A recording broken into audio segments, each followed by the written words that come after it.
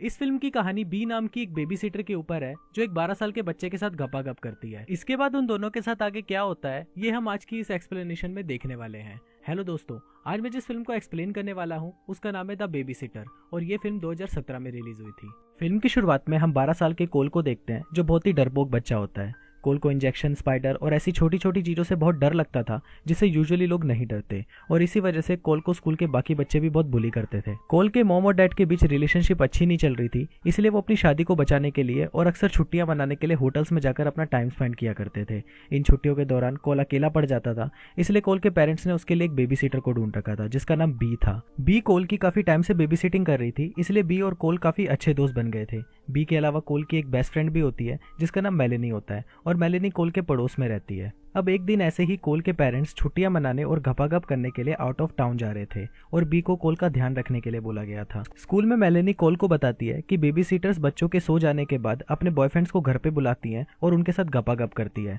इस पर कोल मेलेनी को बोलता है कि आज वो पूरी रात जाग कर देखेगा कि उसके सोने के बाद घर पर कौन कौन आता है। रहा नहीं जाता, तड़प ही ऐसी है ना।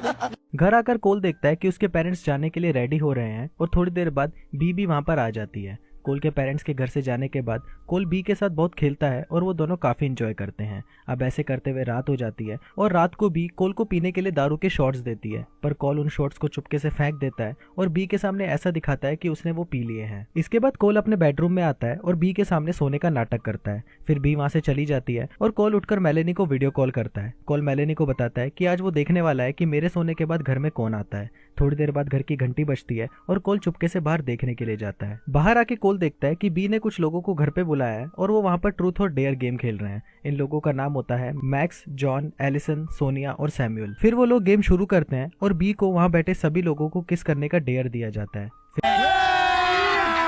अभी मजा आएगा ना भिड़ो। फिर भी वहां बैठे सभी लोगों के पास एक एक करके आती है और उन सभी को किस करने लगती है।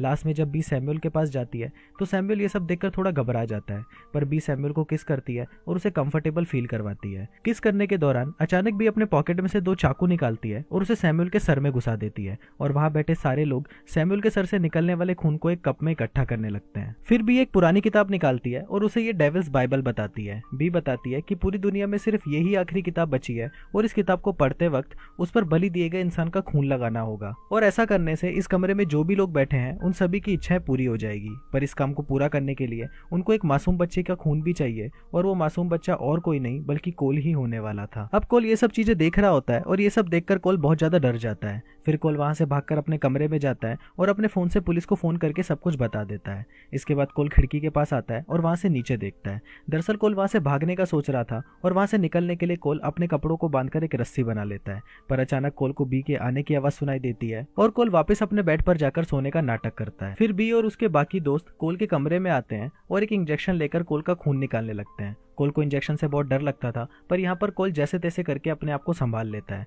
फिर भी सबको बताती है कि उसने कोल के शॉट्स में नींद की दवा मिला दी थी जिससे वो 8 घंटों तक सोता रहे। फिर वो सभी लोग वहां से चले जाते हैं और उनके जाते ही कोल अपने बेड से उठता है और वहां से भागने के लिए खिड़की की तरफ जाता है, पर कोल के वहां से भागने से पहले ही बी वहां पर आ जाती है और कोल के खून निकलने की वजह से वो वहीं पर ही बेहोश हो जाता है। थोड़ी देर बाद जब कोल को होश आता है तो वो देखता है कि वो एक कुर्सी से बंधा हुआ है और उसके सामने सभी लोग खड़े हुए हैं। कोल सबको ऐसा दिखाता है कि उसे कुछ पता ही नहीं और वो बी से पूछने लगता है कि ये सब लोग कौन है और तुमने मेरा खून क्यों निकाला। अब बी को भी लगने लगता है कि कोल सच बोल रहा है और उसे सच में कुछ नहीं पता और बी कोल को बोलती है कि हमने तुम्हारा खून साइंस प्रोजेक्ट के लिए निकाला था। इस पर कोल बी को बोलता है कि अगर तुम्हें साइंस प्रोजेक्ट के लिए मेरा खून चाहिए था तो तुम मुझे ऐसे ही बोल देती, मैं तुम्हें खुद ही अपना खून निकाल के दे देता। अब कोल की बातों से बी को पूरा विश्वास हो जाता है कि कोल को कुछ नहीं पता और वो एलिसन को कोल को खोलने के लिए बोलती है। वो लोग कोल को खोलने ही वाले होते हैं कि वहां पर अचानक पुलिस आ जाती है और पुलिस को देखते ही बी समझ जाती है कि कोल ने ही पुलिस को बुलाया होगा। फिर पुलिस घर का दरवाजा तोड़कर अंदर आ जाती है और वहां पर मैक्स एक पुलिस वाले को मार डालता है।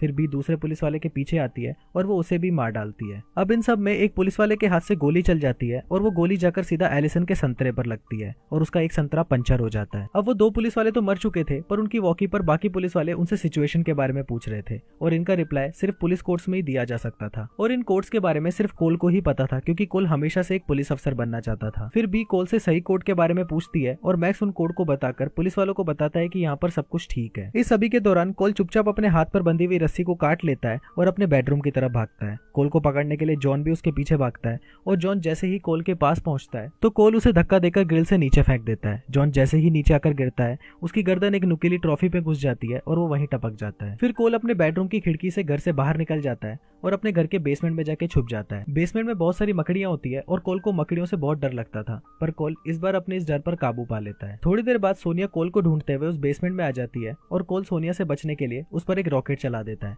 सोनिया उस रॉकेट से बच जाती है और कोल के पीछे उसे मारने के लिए जाती है। कोल जल्दी से भागकर अपने बेसमेंट से बाहर निकलता है और उसके गेट को बंद करके सोनिया को वहीं लॉक कर देता है। फिर कोल एक बग स्प्रे लेकर उससे सोनिया को मारता है और उस स्प्रे और आग के रिएक्शन से उस बेसमेंट में धमाका होता है और सोनिया पूरी तरह जल जाती है। अब इस धमाके की आवाज सुनकर मैक्स कोल के पीछे जाता है और उसे मारने की कोशिश करता है। कोल भागकर एक ट्री हाउस पर चढ़ जाता है और मैक्स कोल को मारने के लिए उसके पीछे ट्री हाउस पर आ जाता है। फिर वो दोनों ट्री हाउस में लड़ाई कर रहे होते हैं और अचानक दोनों का पैर फिसलता है और मैक्स के गले में एक रस्सी बन जाती है और उसे वहीं फांसी लग जाती है। कोल उठकर वहां से भागने की कोशिश करता है पर तभी वहां पर बी आ जाती है और एक शॉटगन लेकर कोल पर गोलियां चलाना शुरू कर देती है। कोल भागकर अपने पड़ोसी मेलेनी के घर चला जाता है और वो मेलेनी को पुलिस को फोन करने के लिए बोलता है। मेलेनी कोल की बहादुरी देखकर उससे बहुत इंप्रेस हो जाती है और उसे किस भी करती है। फिर कोल मेलेनी को बचाने के लिए उसके घर से निकलकर वापस अपने घर आ जाता है। कोल अपने घर पर आकर देखता है कि उसका घर पूरी तरह साफ सुथरा हो चुका है और वहां पर एलिसन बेहोश पड़ी हुई है।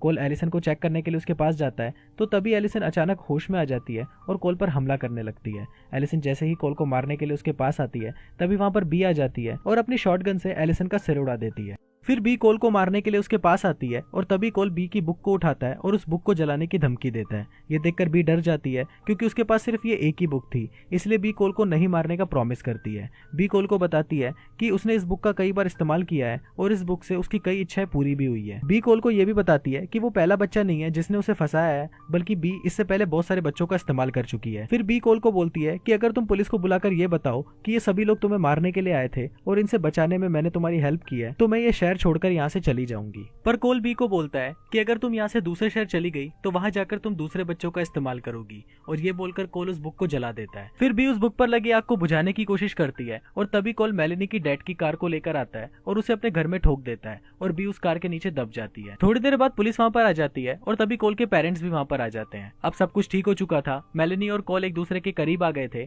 कोल ने अपने सभी डरों पर काबू पा लिया था और कोल ने यह भी प्रूफ कर दिया था कि उसे अकेले रहने के लिए किसी भी बेबी सिटर की जरूरत नहीं है। और कुछ इसी तरीके से ये फिल्म यहीं खत्म हो जाती है।